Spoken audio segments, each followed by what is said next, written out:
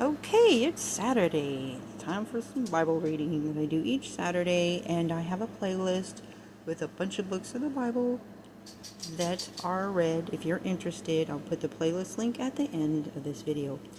Continuing in the book of Genesis, starting with chapter 37. And Jacob dwelt in the land wherein his father was a stranger, in the land of Canaan. These are the generations of Jacob. Joseph, being 17 years old, was feeding the flock with his brethren. And the lad was with the sons of Bilhah, and with the sons of Zilpah, his father's wives. And Joseph brought unto his father their evil report. Now Israel loved Joseph more than all his children, because he was the son of his old age. And he made him a coat of many colors. And when his brethren saw that their father loved him more than all his brethren, they hated him, and could not speak peaceably unto him. And Joseph dreamed a dream, and he told it to his brethren, and they hated him yet the more. And he said unto them, Hear, I pray you, this dream which I have dreamed. For, behold, we were binding sheaves in the field, and lo, my sheaf arose, and also stood upright, and behold, your sheaf stood round about, and made obeisance to my sheaf. And his brethren said to him, Shall thou indeed reign over us, or shall thou indeed have dominion over us? And they hated him yet the more for his dreams and for his words. And he dreamed yet another dream, and told it his brethren, and said, Behold, I have dreamed a dream. Therefore, and behold, the sun, and the moon, and the 11 stars made obeisance to me. And he told it to his father, and to his brethren. And his father rebuked him, and said unto him, What is this dream that thou hast dreamed? Shall I and thy mother and thy brethren indeed come to bow down ourselves to thee, to the earth?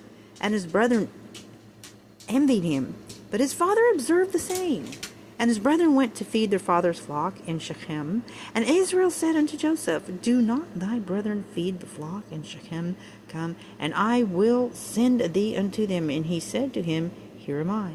And he said to him, Go, I pray thee, see whether it be well with thy brethren, and well with the flocks, and bring me word again.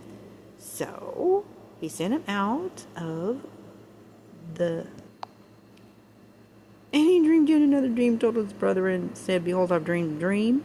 More, behold, the sun and the moon and the 11 stars made obeisance to me. And he told it to his father and to his brother. And his father rebuked him and said unto him, What is this dream that you have dreamed of? Shall I and thy mother and brother indeed come to bow down ourselves to thee, to the earth?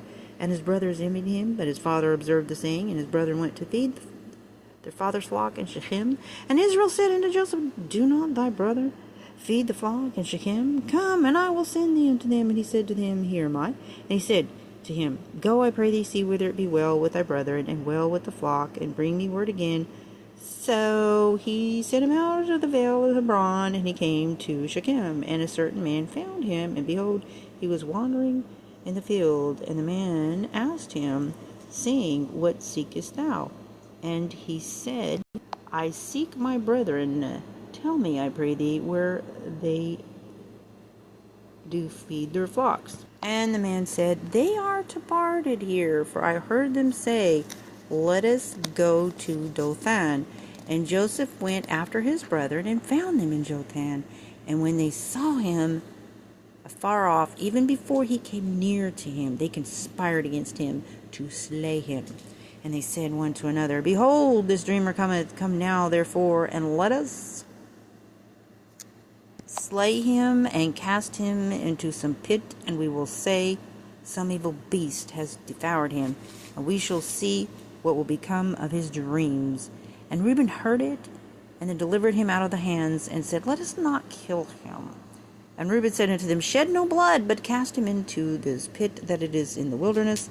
Lay no hand upon him, that he might rid him out of their hands, to deliver him to his father again. And it came to pass, when Joseph was coming to his brethren, that they stripped Joseph out of his coat of many colors that was on him. And they took him, and cast him into a pit, and the pit was empty. There was no water in it. And they sat down to eat bread, and they lifted up their eyes, and looked, and behold, a company of Ishmaelites came from Gilead with their camels, bearing spicery, and balm and myrrh, and to carry down to Egypt. And Judah said unto his brethren, What profit is it if we slay our brother and conceal his blood? Come, let us sell him to the Ishmaelites, and let not our hand be upon him, for he is our brother and our flesh. And his brethren were content. Then there passed by Midianites merchantmen, and they drew and lifted up Joseph out of the pit, and sold Joseph to the Ishmaelites for 20 pieces of silver. And they brought Joseph into Egypt. And Reuben turned unto the pit, and behold, Joseph was not in the pit. And he rent his clothes, and he returned to his brethren, and said, The child is not, and where shall I go? And they took Joseph's coat, and killed a kid of the goats, dipped the coat in the blood, and they sent the coat of many colors, and they brought it to their father, and said, This have we found. Know now whether it be thy son's coat or no. And he knew it, and said, It is my son's coat. An evil beast has devoured him. Joseph was without doubt rent in pieces. And Jacob rent his clothes, and put sackcloth upon his loins, and mourned for his son many days. And all his sons and all his daughters rose up to comfort him. But he refused to be comforted, and he said, For I will go down into the grave unto my son mourning. Thus his father wept for him.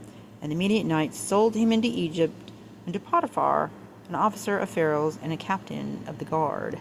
Chapter 38. And it came to pass at that time that Judah went down from his brethren, and turned into a certain Adulamite, whose name was Hirah. And Judah said, There a daughter of a certain Canaanite, whose name was Shua, and he took her, and went in to her, and she conceived, and bare a son, and called his name Er. And she conceived again, and bare a son, and called his name Onan. And she yet again conceived, and bare a son, and called his name Shelah. And he was at Chezib when she bare him. Judah took a wife for Er, his firstborn, whose name was Tamar. And Er, Judah's firstborn, was wicked in the sight of the Lord, and the Lord slew him. Judah said unto Onan, Go into thy brother's wife, marry her, raise up seed to thy brother. And Onan knew that his seed should not be his. And it came to pass, when he went into his brother's wife, that he spilled it on the ground, lest he should give seed to his brother.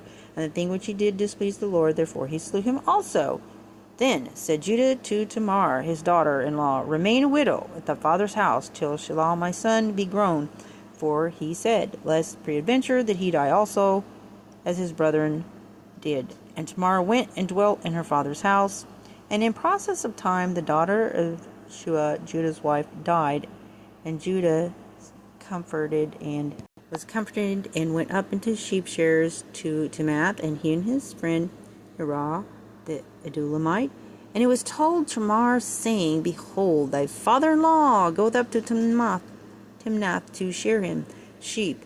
And she put her widow's garment off from her, and covered her with a veil, wrapped herself, sat in an open place, which is by the way to Timnath, for she saw that Shelah was grown, and when she was not given unto him to wipe. When Judah saw her, he thought her to be a harlot, because she had covered her face. And he turned unto her by the way, and said, Go, I pray thee, let me come into thee, for he knew not that she was his daughter-in-law. And she said, What wilt thou give me, that thou mayst come in unto me? And he said, I will send thee a kid from the flock. And she said, Wilt thou give me a pledge till thou send it? And he said, What pledge shall I give thee? And she said, Thy signet, and thy bracelets, and thy staff that is in thine hand. And he gave it to her, and came into her. She came conceived by him. And she arose and went away, and laid by her veil from her, and put on the garment of her widowhood. And Judah sent the kid the hand of his friend Adulamite to receive his pledge for the woman's hand, but he found her not. Then asked the men of the place, saying, Where is the harlot that was openly by the wayside? And they said, There was no harlot in this place. And he returned to Judah and said, I cannot find her. And also the men of the place said that there was no harlot in this place. And Judah said, Let her take it to her, lest we be ashamed. Behold, I sent this kid, and thou hast not found her. And it came to pass about 3 months after that it was told Judah, saying, Tamar thy daughter-in-law both played the harlot, and also, behold, she is with child by whoredom. And Judah said, Bring her forth, and let her be burnt. When she was brought forth, she sent to her father-in-law, saying, By the man whose these are, am I with child? And she said, Discern, I pray thee, whose are these, the signet, and the bracelets, and the staff? And Judah acknowledged them and said, She has been more righteous than I, because that I give her not to Shelah my son. And he knew her again no more. And it came to pass in the time of her travail, that, behold, twins were in her womb. And it came to pass, when she travailed, that the one put out his hand, and the midwife took and bound up his hand in scarlet thread, saying, This comes out first. And it came to pass, as he drew back his hand, that, behold, his brother came out. And she said, How hast thou broken forth? This breach be upon thee. Therefore his name is called Pharez. And afterward came out his brother, and had the scarlet thread upon his hand, and his name was called Zerah. And that concludes the reading for today, and I hope you have a blessed weekend.